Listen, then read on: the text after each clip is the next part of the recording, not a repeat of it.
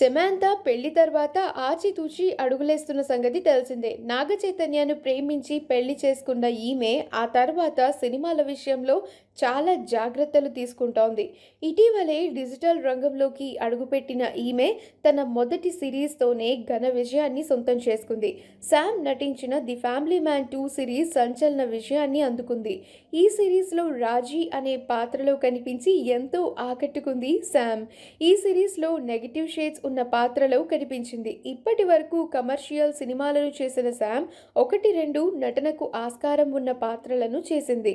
ఇక ఇప్పుడు శాకుంతలం సినిమాలో నటిస్తోంది ఈ అందాల భామ.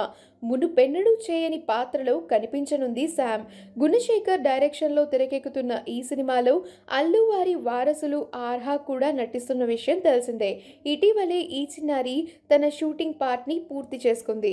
ఇక శామ్ ఈ మధ్య కాలంలో నటిగా ప్రత్యేక గుర్తింపు తెచ్చుకునేందుకు తీవ్రంగా ప్రయత్నాలు కూడా చేస్తోంది.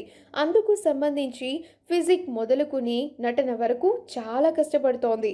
శాకుంతలం సినిమాలో సమంత నటన ది బెస్ట్గా ఉండనున్నది అని టాక్ వినిపిస్తోంది.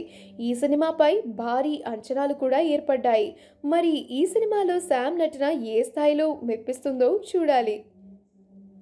ఈ వీడియో కనుక మీకు నచ్చినట్లయితే మీ అభిప్రాయాన్ని కమెంట్స్ ద్వారా మాకు తెలియచేయండి. మా ఛానల్ని సబ్స్క్రైబ్ చేయడం మర్చిపోకండి.